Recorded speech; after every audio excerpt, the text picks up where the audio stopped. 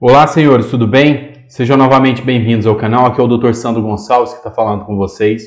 Olha só, é muito importante o recado que eu tenho que passar para vocês agora. O senador Esperidião Amin fez uma entrevista à Rádio CBN de Santa Catarina e trouxe informações muito valiosas sobre a questão da suspensão dos consignados. E ele cita o Jorge Cajuru nessa reportagem. Então é muito importante que você veja essa reportagem.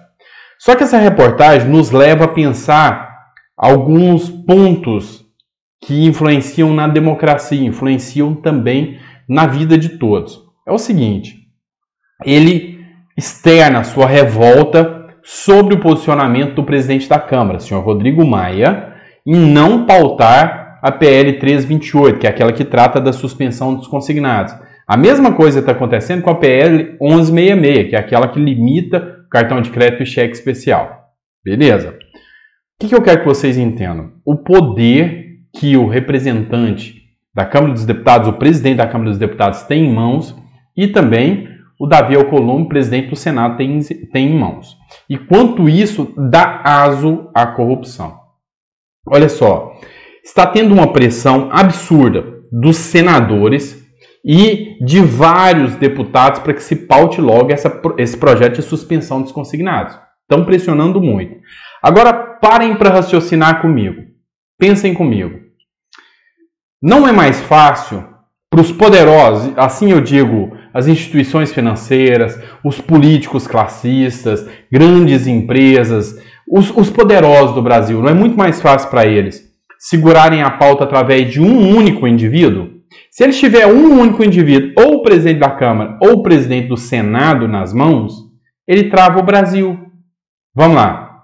O presidente da República edita uma medida provisória determinando a suspensão dos consignados. Ela vale só durante o tempo de vigência da medida provisória, que são 60 mais 60 dias. Aí ela tem que ser colocada em votação. Se o presidente da Câmara ou o presidente do Senado não quiserem, eles não pautam, ela caduca. Perde a força de lei. Digamos que um projeto de lei foi aprovado no Senado, vai para a Câmara e ele não pauta, não se torna lei. A mesma coisa é o inverso. Digamos que o presidente do Senado também não tenha boa vontade. Então, olha só, para os poderosos, basta comprar um só. Ou um presidente da Câmara ou um presidente do Senado que travou tudo. Não é a mesma coisa com o presidente da República. Entendam. Digamos que os bancos comprem o presidente da República. Foi votado no Senado, votou na Câmara e foi para o presidente da República, ele veta porque ele foi comprado. É um exemplo. A Câmara e o Senado podem derrubar esse veto. Mas, se for o contrário, um projeto de lei que nasce do presidente da República, cai direto na Câmara. O próprio presidente da Câmara não vai pautar. Então, o presidente da Câmara e o presidente do Senado têm poder para neutralizar o presidente da República. Mas o inverso não acontece. O presidente da Câmara e do Senado tem amplos poderes. Então a gente tem que repensar essas políticas. Tem que repensar a forma que as leis são feitas no Brasil. A promessa que eu fiz para vocês é a gente fiscalizar o processo legislativo, e é o que a gente está fazendo. Olha só o que acontece quando um quer segurar a pauta. O poder que tem nas mãos ou o presidente da Câmara, que no caso é ele que está segurando as pautas, ou também o presidente do Senado. Tem que flexibilizar esses regimentos internos de forma que, se a maioria da Câmara ou do Senado quiser, ele também tenha o poder de pautar. Então, nasce aqui uma reivindicação do povo. Não queremos o poder máximo na mão do presidente da Câmara ou no presidente do Senado. Tá bom? Vocês vão ver o que eu estou dizendo a partir dessa reportagem do senador Esperidião Amin.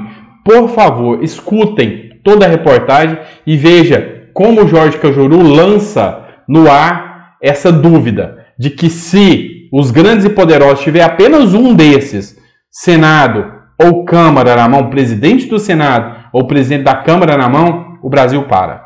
Entendam, vejam, e a gente tem que mudar isso. É necessário que a gente comece a conscientizar, tá bom? Assista o vídeo e deixe o seu comentário. Obrigado. Eu acho que a posição do presidente da Câmara é insustentável.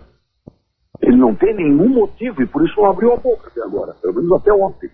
Então eu fiz o apelo ao presidente do Congresso, ao presidente do Senado, porque a Câmara vive nos mandando coisas, matérias importantes, que são urgentes e nós nunca criamos caso.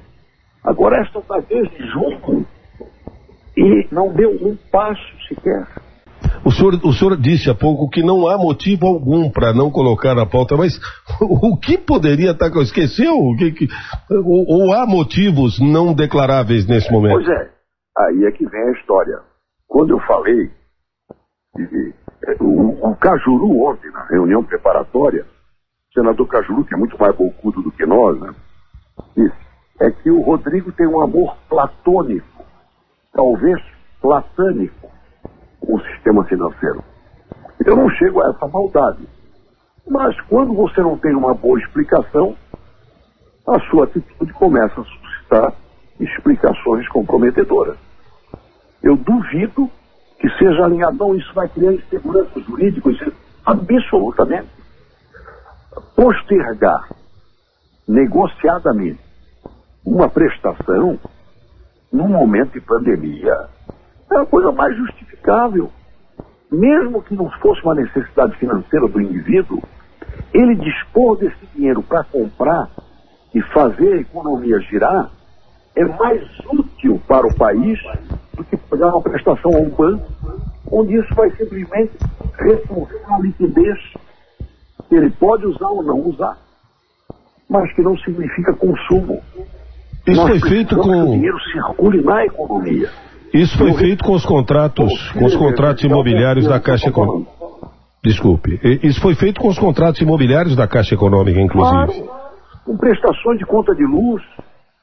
Então, é a regra geral. Quando você não quer seguir a regra geral, você que tem que apresentar a explicação. Então, eu estou dizendo, a regra geral não é da remissão com 2 S, perdão, mas postergação de compromissos. Isso em todas as crises sociais, sanitárias, políticas, você faz isso. Senador, então, não tem explicação.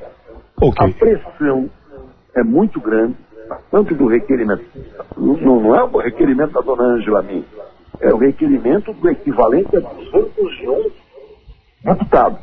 Para que ele prospere, basta ter 1/3. Então, 171. Portanto, ele excede a exigência, que é de 1/3 da Câmara dos Deputados. 30 deputados a mais, pelo menos. Nenhum inconveniente jurídico, financeiro e benefícios sociais indiscutíveis. Eu me limitei no Senado a demonstrar que não haveria insegurança jurídica. O relator, meu amigo Oriovisto, disse, olha, isso vai representar uma quebra de segurança. Absolutamente, nós estamos legislando e os bancos não têm problema financeiro. Mas se tiverem, nós aprovamos uma emenda que permite que todos os recebíveis, até de escolas, sejam transformados em dinheiro para dar liquidez para a instituição, para a empresa que tenha esse recebível e não tem dinheiro.